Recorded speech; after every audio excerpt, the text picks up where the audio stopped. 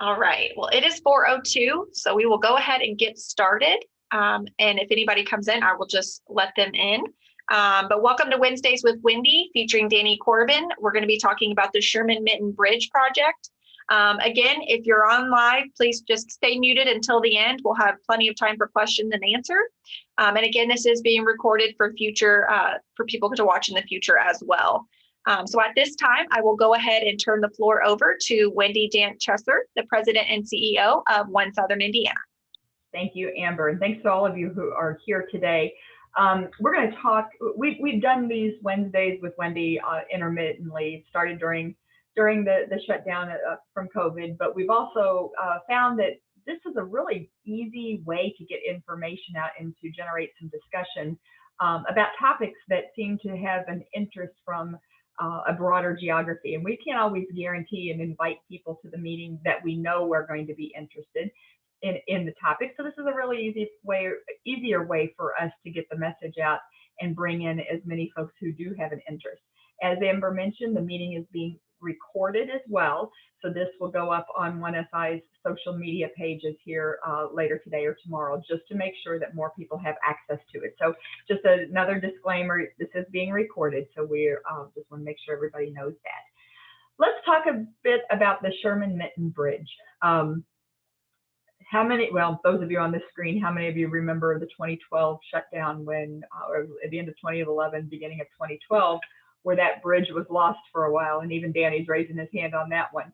I wasn't living back in the area yet, but I came down to visit, visit the family, and got caught up in some of the, for at least a small portion of that time, what many of you lived through for 6 months. The challenge that occurred in 2011 is that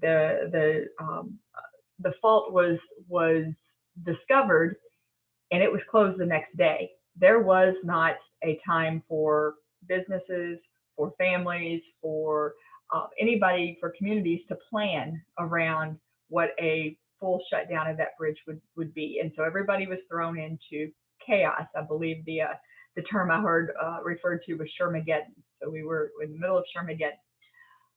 That's not exactly what's going to happen this time for several reasons. Number one, we're a little smarter than that, and we now know that these things, we've already lived through it once, so we can figure this out. Number two, this is planned. This is expected. Now we've had some time to adjust and be prepared for it. It's not going to make all of the adjustments easy, but hopefully it'll make it easier than what 2011, 2012 brought on. And then the third is that with the assistance of many local partners, the Indiana Department of Transportation opened lots of discussion about it. So the decisions that INDOT has made, and you'll hear from Danny about what those are, those decisions have been made with input from a couple different community groups that were focused on environmental justice concerns, in addition to overall community impact concerns. So we were pleased that INDOT asked, and I think as Danny talks to you today, you'll hear how INDOT also listened and incorporated the thoughts and concerns that many of us had into the plans for the project. So we're excited about it, and without further ado, Danny does have a presentation to share, but let me tell you a little bit about him. Danny Corbin has served as a project manager for the public and private sectors for more than 15 years. In his role, he has managed a variety of infrastructure projects, ranging from planning and development of new or reconstructed facilities to delivering final construction of major interstate projects. Danny is a son of Southern Indiana, graduating from Jennings County High School in 1999. He then attended Purdue University, Boiler Up, where he earned his bachelor's degree. He also holds a master's degree from the American University in Cairo. Very interesting. Can't wait to hear more about that. Danny and his wife, Amy, live in Fishers, Indiana, with their 3 children, where they enjoy fishing, biking, live music, and going to baseball games. So Danny's got his presentation up, and we're going to let him take over from there. And I'll ask a few questions at the end, and then we'll open it up to Q&A from the group. So please, Danny, go ahead. Thank you for joining us. No, thank you for having me. I'm excited to present to the group. As you can see there, Sherman Minton is indeed a vital link between southern Indiana and Louisville and northern Kentucky, and so much so that whenever things happened in 2011 and in 2012, everyone very quickly felt the pain from, to be quite honest, I was working with NDOT in northern Indiana, and we sent folks down from our traffic group for months at a time to help mitigate some of the traffic issues that were going on at the time. So, and then being from southern Indiana, my dad called me, "What's going on?" And everyone was very, very.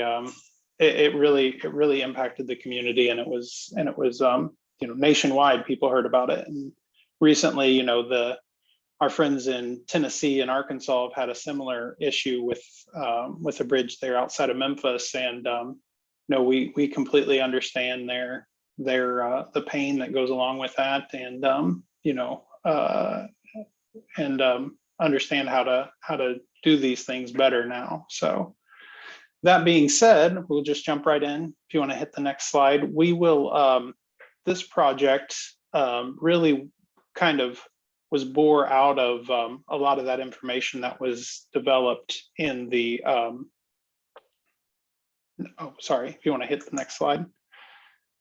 Was really bore out of. Maybe it's not going. Amber, just so you know, we don't see the screen or the slides, and we didn't see the slide advanced. If you want to try that. Yep. Okay, let me try a different screen share because it's moving on mine, but I don't think it was moving on your all. Oh, right on. I don't know why. Okay.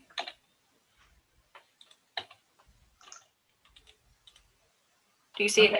Yeah, we see it now. Go back to the slide 2, if you will. So the bridge is, this was the first interstate bridge that was constructed between Louisville and Kentucky and opened in 1960, between Louisville and Indiana in 1962. And then obviously was dedicated to Supreme Court Justice Sherman Minton soon after that. And then the bridge was a double-decker bridge, 3 lanes on the top, 3 lanes on the bottom, with 6 lanes of total capacity at this location. And then the bridge itself is roughly 1,600 feet long with 2 800-foot spans. That's the 2 arches. And then today, the bridge is used by roughly 70,000 vehicles a day go over the bridge. Go ahead and go to the next slide. This project is going to include the replacement of the bridge decks themselves. The concrete bridge decks are going to get replaced on the Sherman Minton main spans. There's going to be structural steel repairs that are going to be occurring while we have those decks off.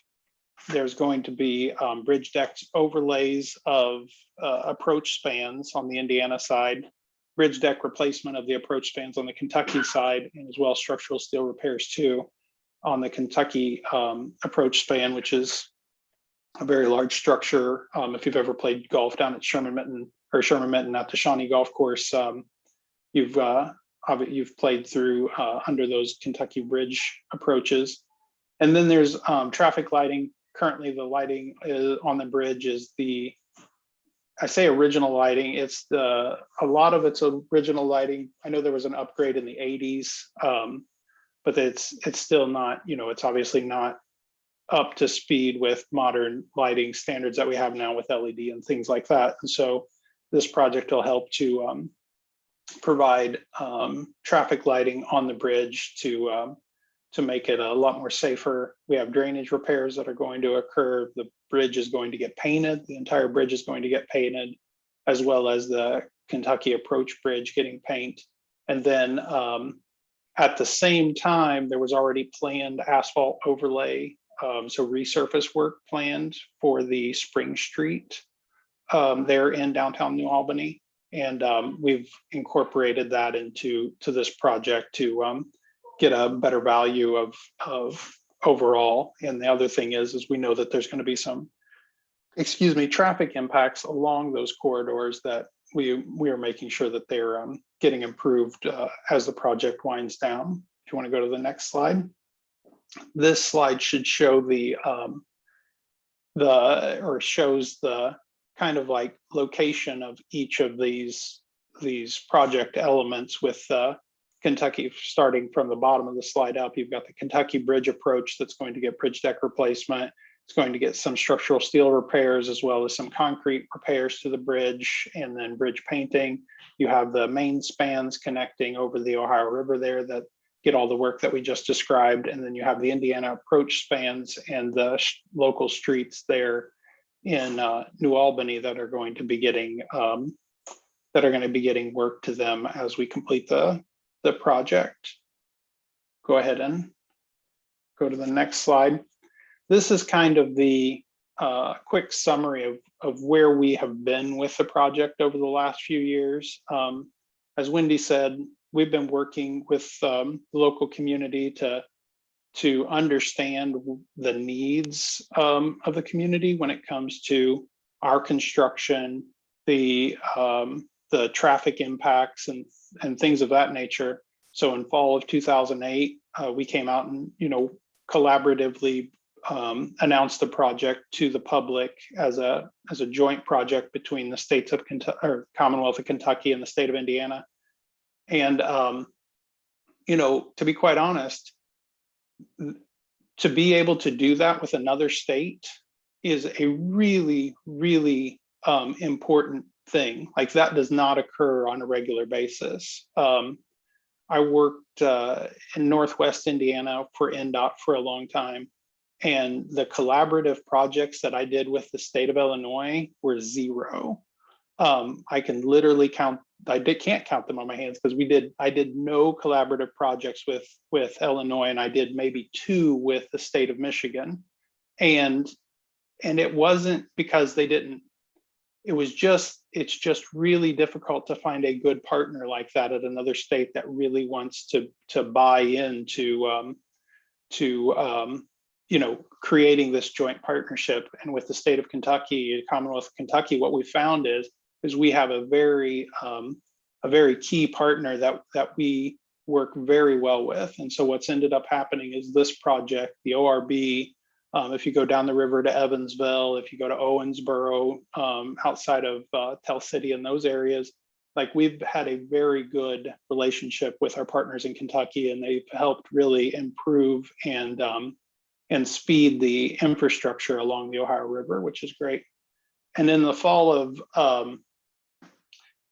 not just between that fall of 18 and that fall of 20, note there was a number of public meetings that went on that helped us craft what the maintenance traffic was going to look like for this project.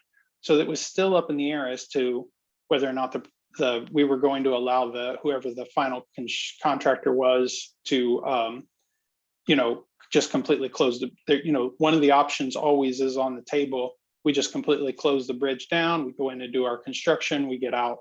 And we knew that was just not going to be feasible for it.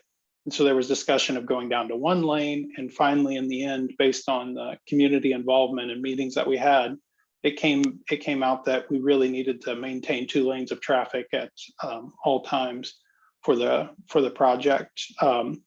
And we have the other milestones there in this have to do with the procurement process.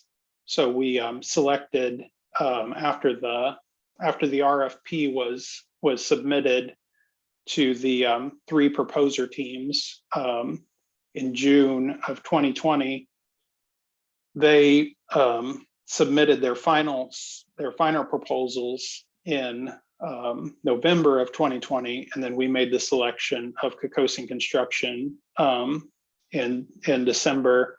We negotiated the contract earlier this year, and now we are in the design phase, moving towards turning dirt, as it were, here still this summer. So go on to the next slide. I'll give you a quick primer on kind of like where we are with Kekosing Construction and the planned construction activities. Go to the next slide. This is the design build contractor team that was selected to complete the project. Kekosing Construction Company was the selected contractor for the project. You may know recently they did work on the Brent Spence Bridge to help that emergency repairs that had to occur there late last year, earlier this year. So they're very well versed in completing these bi-state type of projects, especially on bridges, which is one of the reasons that they were selected, of course. We have Metric Environmental, who's completing permit development and environmental compliance management for the contractor. Jacobs Engineering Company, LLC, is the company completing the design for the bridges. And you may remember they were the lead design firm for the ORB project. So they're very well versed in and knowledgeable about completing design for these cross river bridges, specifically in this area. DLZ is providing the public involvement as well as some other utility, railroad coordination, engineering piece of it, but we'll talk more about them when we start talking about the public involvement piece here. And then North Star Painting Company is the painter who will be painting the overall project. And Majeski and Masters is kind of an interesting add to the project. They, you may or may not know, Majeski and Masters is a relatively famous engineering firm. Ralph Majeski, the George Rogers Clark Memorial Bridge over the Ohio River was a design by Ralph Majeski. The US 41, the original US 41 bridge over the Ohio River outside of Evansville, that was a Ralph Majeski bridge. So Majeski and Masters actually is deeply ingrained in the culture of Ohio River crossings, and they're providing some very specific load rating modeling and more specific structural analysis for the bridge. So it's nice to have an add-on of a well-known and historic firm such as them on the job. Go on to the next project piece here. So this is the public involvement piece, or the public information piece. So the COCOSING has their own public involvement team that is out there helping to craft and maintain messaging for the project on a regular basis. So at the end of the presentation, you're going to see the Sherman Minton Renewal website. They help provide the updates from COCOSING as far as design and schedule and traffic changes and milestones, key milestones for the project. They're really helping to craft and present those messages to the team, which is then in the end we're submitting that as the public face of the team. And we also IFA, NDOT, IFA is the Indiana Finance Authority, since this is a bi-state project, IFA is actually the financial procurement lead on the project, and NDOT is the manager as far as like the infrastructure piece of it. So that's just an Indiana code piece, right? That's just legislatively the way that these things work. But we at the IFA, NDOT, and KYTC, we have a public information group as well that is working with COCOSING so that we are essentially one integrated team, the design build contractor, the IFA, KYTC, NDOT team that is constantly working together to make sure that we are presenting information to the communities that are impacted so that we can everyone's on can keep up to speed as to what's going on. So as you see here, there's the 2 public updates per year. You'll see more than 2 public updates per year, but those are kind of like we're going to be doing events type of thing out in the public, presentation, things like that. But it's definitely there's going to be more than just those 2 public updates. You'll see it at milestone switches, things of that nature. Go on to the next slide.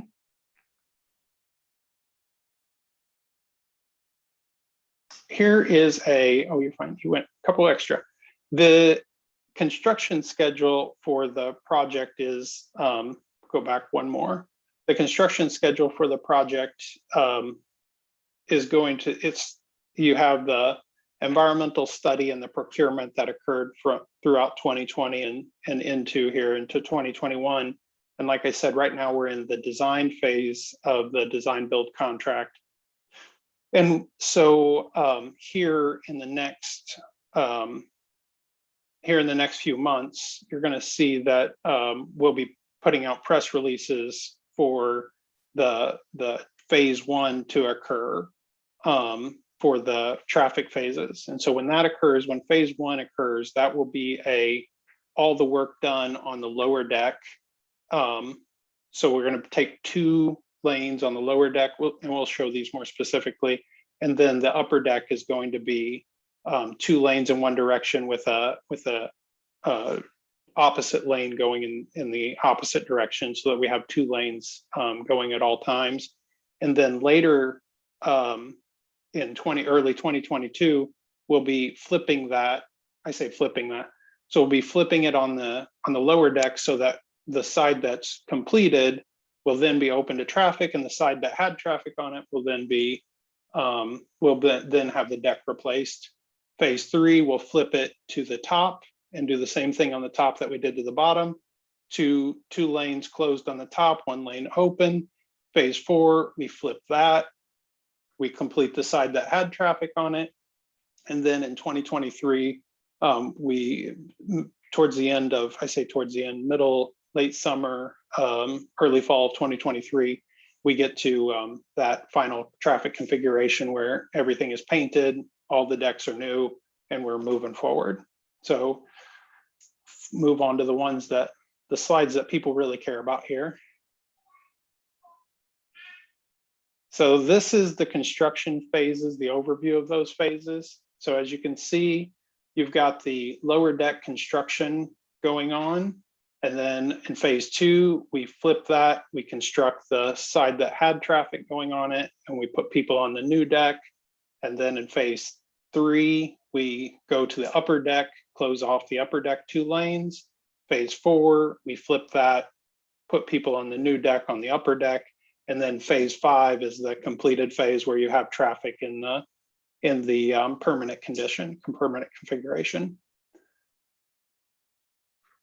This is more specific to that phase 1, since that's what you all see first. You're going to see the lower deck closed, the eastbound. If you're going eastbound, you're going to be using that far right side lane, and the other 2 lanes are going to be closed off. And then the upper deck is going to be 2 westbound lanes with that single eastbound lane. And as we get closer to construction and getting what we call the release for construction, the signed sealed release for construction plans, we'll do more specific messaging on where those movements are going to happen, as far as like eastbound, how people are going to be in lanes and how they're going to be directed and those types of things. Because right now they're in that design phase of the design build contract, where they are making sure that we get the correct movements and crossover locations, and keeping, identifying and designing it for the correct speeds and things of that nature. So that's kind of where we are at the moment. So we'll click on to the next slide. There is going to be full closure to allow the contractor to do some specific work while they have things closed off. So we're also replacing the hanger cables during the project. And so there's these times when we're going to be doing full closures where they may be able to do hanger cable or painting work or something that maybe they wouldn't be able to do under a traffic configuration, like under maintenance of traffic configuration. So there's going to be ability to have 9 days of full closure each year in the contract. And we don't know exactly when those 9 days are, but they have to give us more than 28 days. That's actually I believe that's the 6 weeks in the contract before they give a 9 day straight day closure. They have to notify us and then our partners. When I say our partners, emergency management folks, Indiana State Police, City of New Albany, City of Louisville, Clark County, Floyd County, Jefferson County, like all of our partners and stakeholders on the project get notified at least 6 weeks ahead of time before any of those things happen. And then we start messaging that out to the public accordingly. So just know that there is going to be 9 days of full straight closure that can occur each year. And then as well, there's 3 weekends of full closure that are allowed during the project as well each year. Once again, these things will be messaged very soon, very often, and we will be making sure everyone is in the loop as far as what's going on with that. Go ahead and click to the next one. These are the closures that'll happen with those ramps when those 9 days occur. Nothing to speak of here other than, people won't be able to get to the bridge or won't be able to go over the bridge anyway because of the closure on the structure. So these ramps will be closed simply to the fact that people won't be able to go over the bridge. So this is the eastbound version of that. Then this is the westbound version of that same thing. So when we do those 9 day closures, you'll see that both of these ramps are closed in those 9 days. So here we go. We'll go into the next one. And then they are allowed a weekend closure for ramps. Each year, this has to do with a maintenance element for these ramps. So we know that from the 2011-2012 closure that occurred, 265 and 64 here at the interchange was a bottleneck. So if anybody who traveled this area, you remember there was backups, just backups either way, wherever you wanted to go, all the way to Georgetown and all the way to probably past Grant Line, way past Grant Line. And so the idea here is this is going to have 2 lanes. You're going to be able to have dual lanes from 64 to 265 at this location on that ramp. So right now it's a single lane ramp. This will be improved to have 2 lanes to transfer you from 64 to 265, and conversely 2 lanes from 265 to 64 in order to help facilitate those movements. And these ramp closures, these weekend ramp closures allow us to build those out, the 2 lanes the first time we do it. And then over the next consecutive years, that'll allow us to go through and do the required maintenance to keep those up to speed with the added traffic that we know is going to occur on those ramps. We'll go on to the next slide. This is showing the same for this, the 265 to 65, closer to, over going towards Clarksville, Jeffersonville. That exit, and it's the same for this one as well, is to make sure that we have the ability to do ramp improvements and maintenance of these ramps. Once again, just simply due to the added traffic that we know is going to occur on those. And this will also be right now it's a single lane from 265 to 65. This will be dual lanes from 265 to 65 over the next few years. And then this piece of it is the kind of the last piece of the project, which is those resurface, which is the resurface. So we're resurfacing roughly 2 blocks of Elm Street there from 2nd to State Street, and we're resurfacing Spring Street from State Street to 5th, and then on 5th Street down to Main Street there in New Albany. And those have the evening closures of the roadway in order to mill and resurface the road. So there is that 20-day evening closure. Once again, this will probably occur more late in the project. So, but the way that the contract is written is we've allowed them to be able to do this work at any time, we didn't want to completely direct, since it's a design build contract, we're really not trying to direct their means and methods. So anyway, so it's a little bit open there on this piece as to when they do it. But we all, and in talking with Kokosing, this is going to be something that they do towards the end of the project. So. And then this is actually probably the most important part of the whole presentation, honestly, is the project website. We have a Facebook, Twitter, Instagram, all the social media things going on there, but definitely visit the Sherman Minton Renewal on the website. You can sign up for the email alerts there or text alerts there. And you will get emails and text on a regular basis from us, on a weekly basis from us, to be quite honest. And then on the Facebook, Instagram, Twitter, they're constantly posting on there. And then if you do have questions or concerns, obviously, we're going to have our information at the end of the presentation. But if you have not contacted NDOT4U ever, they are the most amazing customer service. I know people. Like I said, I've worked on the private side. I've worked on the public side. I know that there's a stigma or towards public employees a lot of times that, you send something in and it's a black hole, or you never hear something back again, or trying to get a permit is impossible, and all of these things. But I've got to say, the NDOT4U customer service people, like when they get a customer service request for the Sherman Minton Bridge, they contact me almost immediately and are like, hey, what's the answer to this? Where can I find out more information? And they're very, very proactive.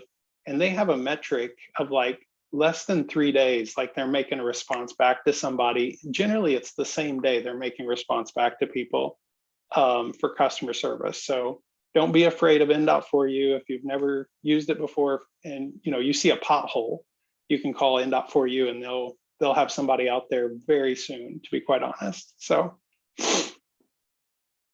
And I think that's it. Here's once again, here's the contact information. Royce is my counterpart at KYTC, and then Andrea Brady is our spokeswoman for the project, and she's a lot more eloquent than me at these things. But anyway.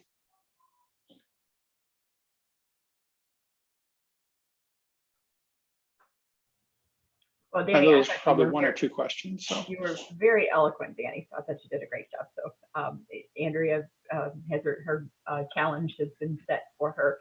I'm going to ask just a couple of questions just to get the conversation going. I know we had a couple in the chat as well. And I loved it, Scott. Great question. What colors are going to be painted? I think there's been a lot of debate on whether the 2nd Street Bridge being painted yellow, like Scott's shirt, is a good thing or not, and what should we expect? Just manage our expectations on the color. It's going to be essentially putting it back to its. This is not just a bridge rehabilitation. It has to do a lot with preservation. So the preservationist in us has really gone down the road of making this that kind of a silvery gray color, gray aluminum color. So it's going to be. 16515 FS. I don't know. It's some specific federal color, but yes, it's going to be a aluminum grayish looking color. So. Okay. Well, that's the expectation has been set, Scott. So you're good. Although I happen to like the yellow. When you drive across it, even on a cloudy day, it feels like it's sunny. So it doesn't take much to entertain me. Let me ask you a couple of questions about you hit one of them pretty hard, and that is there's a lot of moving parts, the 5 phases, the different lanes. There's going to be a lot of traffic configuration changes throughout the project. While we are all creatures of habit, so we get in our cars and we drive to where we think we're going, and something changes, it's like, whoa, wait a minute, we have to pay attention all over again, like we've never driven the road before. Help us understand, you talk about how emails, text, social media is, yes. How are those communications going to just help me figure out how that's going to trigger us to thinking differently when we get in our cars and riding across that area? And so we have a lot of different tools in our tool bag for things like this. So in addition to just the unilateral, if you will, messaging that we put out there. We're also working with our partners at, you know, at the Courier Journal. We're working with our partners at WDRB, working with our partners WHAS, you know, Wave 3, all of the local media stations. You know, when we make an announcement, we don't just send it out through social media. We contact our media outlets, and our, you know, that's the fourth pillar, if you will, of government. We really work with them very closely to make sure that we're getting that messaging out locally within the larger market here. The other piece of that is we at NDOT, right?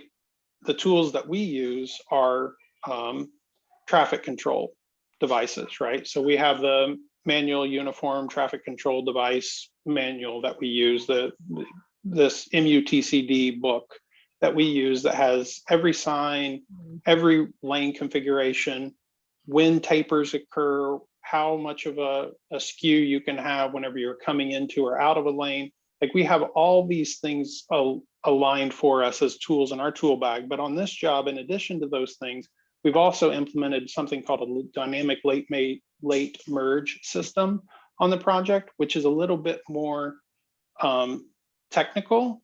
So it uses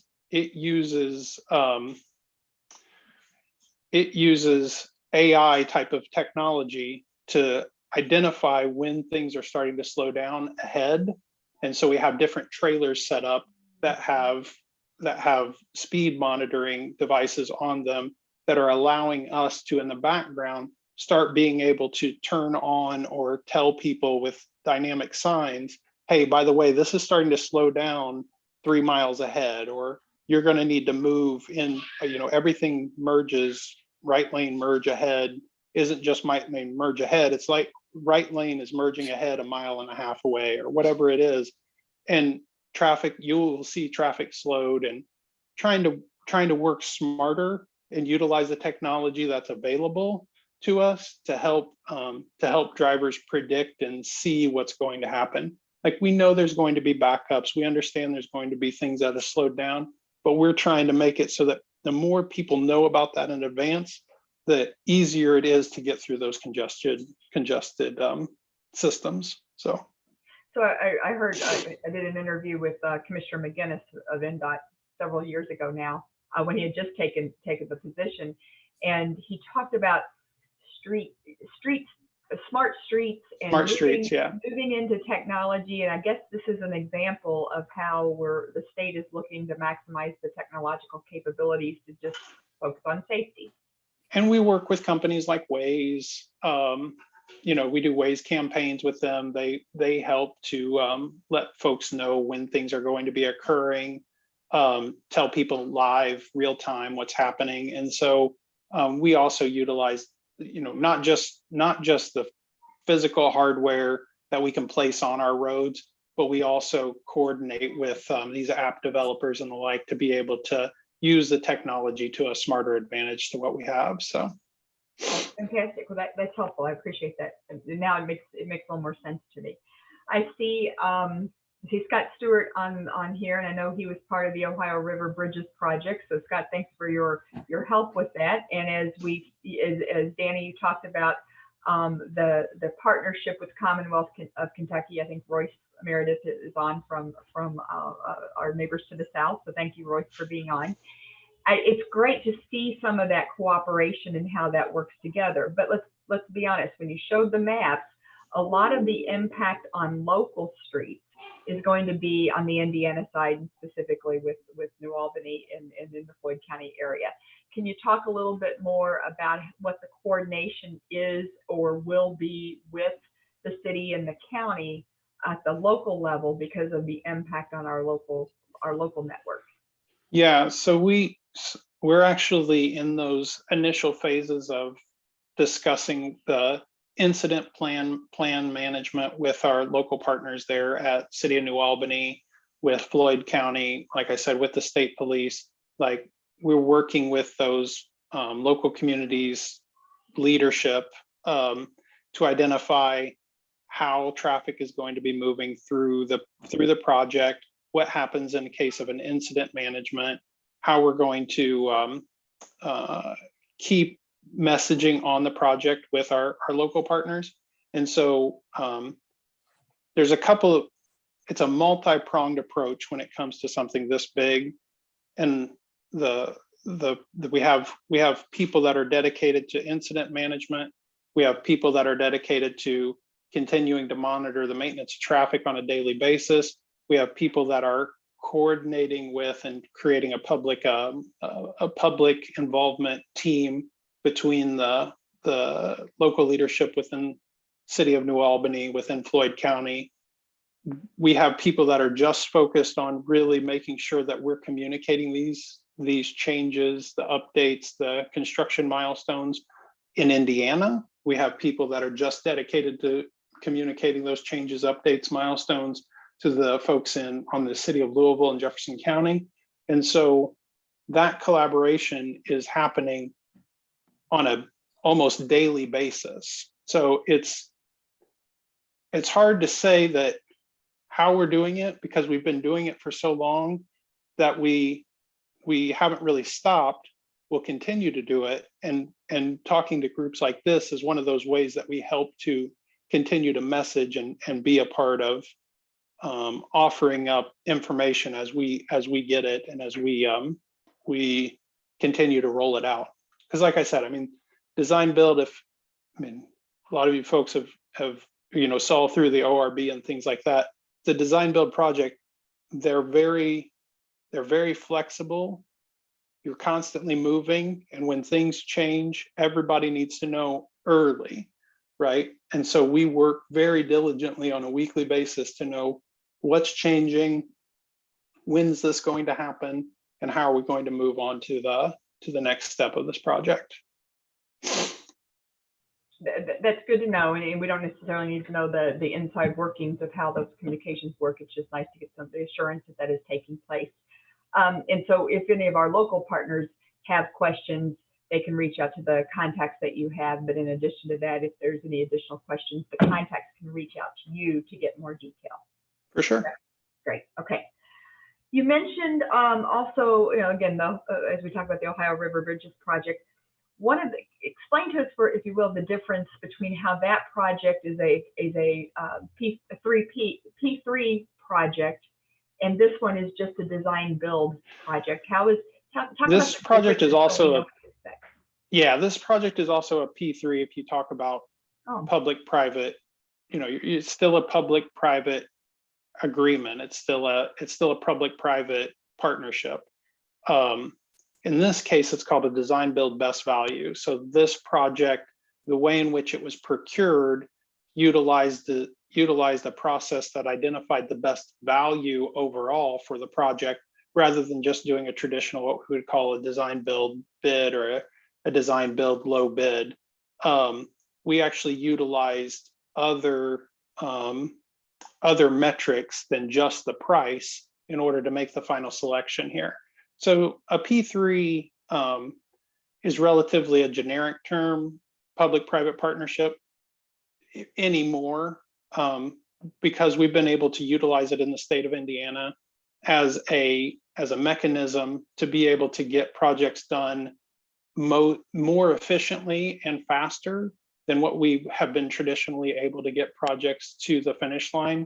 And we're continuing to identify other procurement methods to help us do that, even not just more quickly, but identify issues whenever they happen, and to be able to pull the trigger on a project relatively quickly. So there's a whole menagerie of P3 projects that we have in our toolbox that we could use.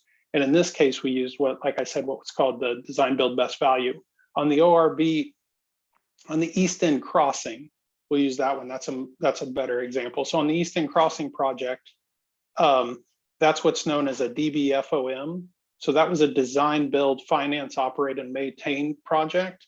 And so in that case, there was a financier that came in and funded the project, right?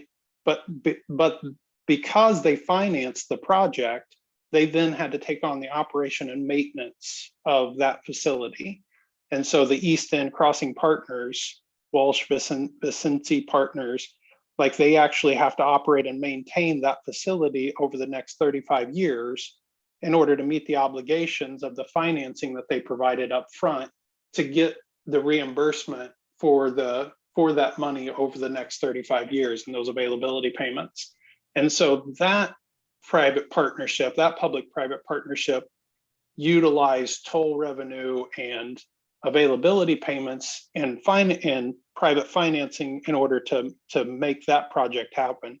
In this case, we were able to utilize federal funds to be the lion's share, to be a large portion of the project financing, and then still was able to do a design build best value to get something that allows for more alternative technical concepts to be utilized and brought into the project, that then score those alternative technical concepts can actually be scored rather than just being, well, we can do this and it's going to be a cost incentive to you.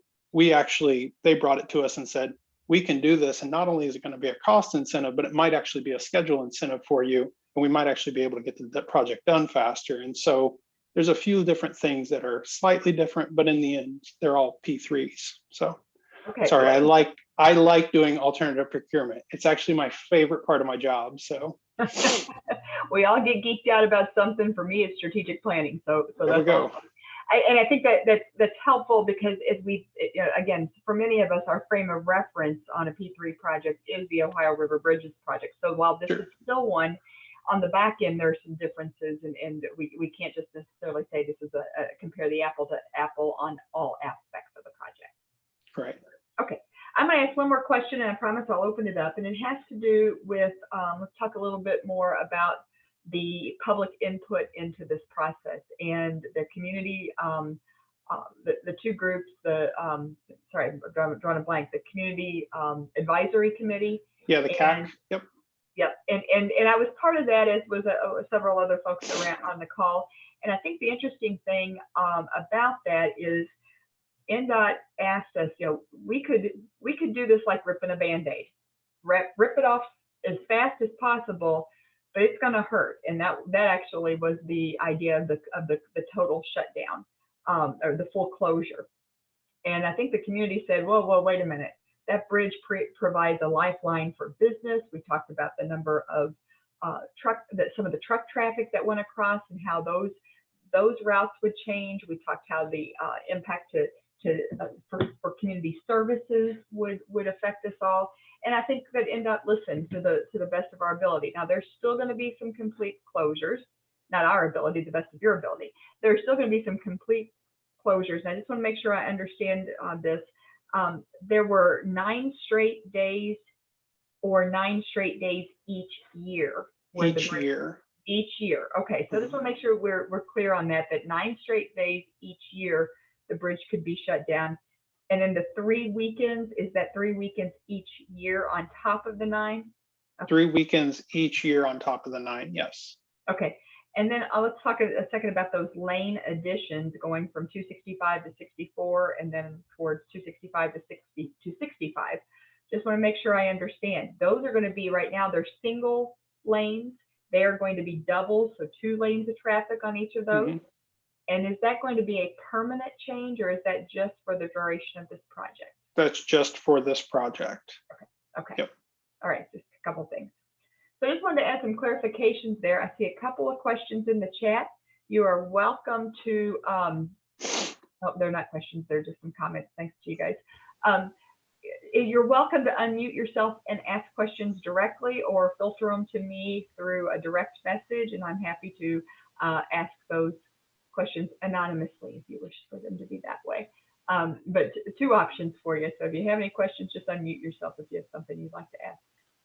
Danny, I do have a question. Am I able to share this PowerPoint presentation with our guests today? Yeah, that's fine. Okay. And then you may have addressed this, but someone did have an anonymous question. Will the other bridges still continue to have the tolls during the 9 days of closure? Yes. Okay. Yeah, that's a completely separate authority. We have no we have no ability to change that authority. Yep. Don't be shy, everyone. Feel free to, you can ask me or Wendy privately if you want to ask a question. We'll keep it anonymous. I'll follow up. Tony Waters had a question here. What kind of events could change the plan? What are those? What are those things that we should go? Oh, wait a minute, we didn't see that coming. There's really nothing that I can think of off the top of my head. I mean, there are events that are scheduled for and planned for. So, for example, Derby weekend and things like that, the bridge has to be open. They can't do closures during those times. Trying to think of some of the other planned events that are not allowed to, I believe is it the Harvest Festival, right? Harvest in New Homecoming. Albany. Yeah. It's been, since I was a little kid. I haven't been there since I was a little kid. Anyway, they can't close it during those times as well. So there's that. But as far as events that would change the schedule, I can't think of anything that's going to be like super. I mean, it would have to be like a calamity type of thing for it to change the schedule. And as you may have noticed here at NDOT, we did more work this last year than what we've probably ever done in the history of the agency. So even in the midst of a pandemic, we didn't shut down as far as doing construction work. So it would take a lot for this schedule to really change. So but if it did happen, we would definitely let everyone know and message it accordingly. So, yeah. Great, thank you, Amber, and thank you, Tony, for that. Other questions?